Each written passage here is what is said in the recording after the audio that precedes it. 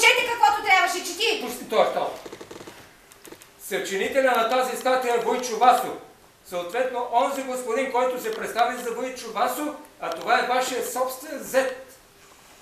Какво? А това е вашия собствен зет. Васо, иди ми дай пушката. Пушката ми дай, Васо, пушката. Не, иди ми купи мишеморка.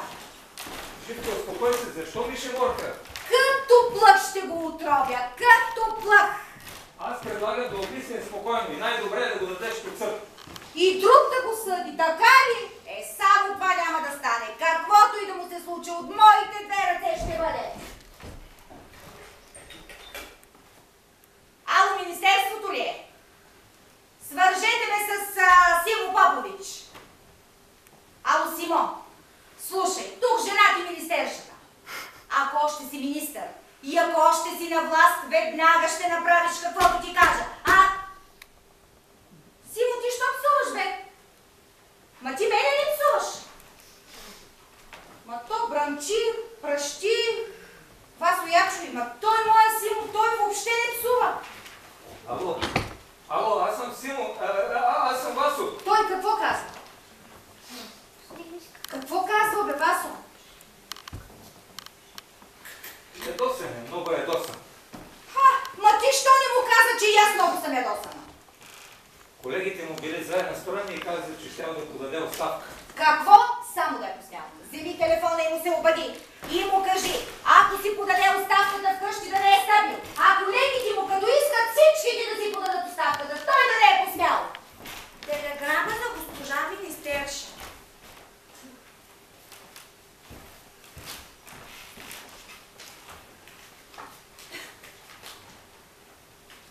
Оставка! Свиня! Симо ли ти пише, той не сме да се прибере? Долна дипломатическа свиня! Каква свиня, мъжитки? Каква? Тая свиня Минкович никога нямаше да си подаде оставката, ако не беше сигурен, че министърът ще подаде своята. Ама как така оставка, мъжитки?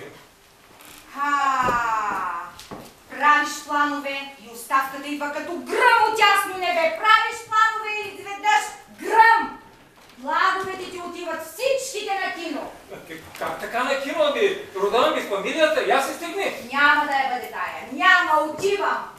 И ако си е подал оставката, а пък на останалите министри. Върви. Фамилията ще разкатая. Ама ти маскара ги направи. Ох, манке! Ако аз бях министър, да видиш дали ще да си подам оставката. Никога, госпожо, никога. И по-добре, че не сте министър. Чедо, а теб ще те гоня, до гроб ще те гоня. Сега сме квит. Ти какво? Като не можеш да отлепиш то кърлеш от себе си, хайде след него. Ама няма вече министерска кола. С влака ще се люшкате. Ще се люшкаме, щом трябва. Какво чакаш? Хайде, върви, разкажи Васо на всички роднини, че вече не съм министерша. Какво си се развикала? Всъщност сега съм те роднина по женска линия. Така ли? А вие какво се усмихвате, а?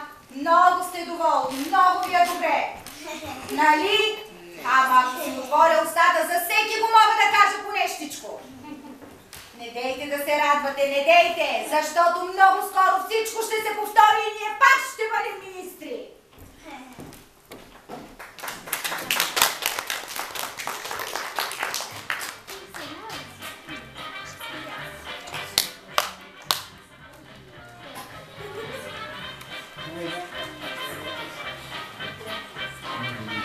Комедията госпожа министершата по Бранислав Мушич, представена от театрално-сатиричен състав Кукуруга при Народно читалище Вълчо Русковски, 1894, град Огърчин. В ролята на Ристо Тодорович, Руси Комицки. В ролята на Перо, Румен Пиенко. Прислужницата за Анка, представена от Петя Кърджова. Йово, представен от Петър Велев. Учителката Соня, представена от Йорданка Вълчева. В ролята на старина Даца Мариета Венова. В ролята на Леда Савка Йорданка Мирчевска. Доктор Нинкович Георги Найденов. В ролята на Войчо Васо Борислав Татарински. В ролята на Чедо Антон Ангелов. Рако представен от Валентин Чалмански. В ролята на Дана Светина Бамбова. В ролята на госпожа министершата, постановка и режисура Милена Найденова.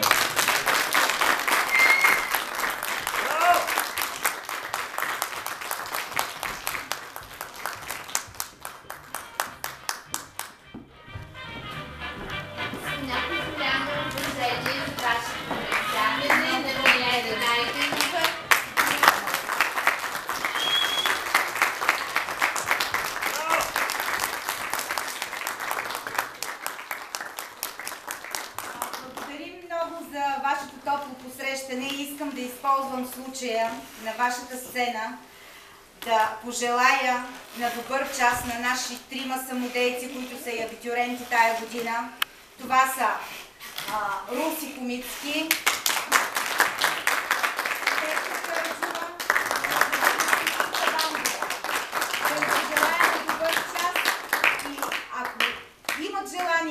да продължават все така с големите си сърца да участват в самодейността, защото това е бъдещето на България. Благодарим ви!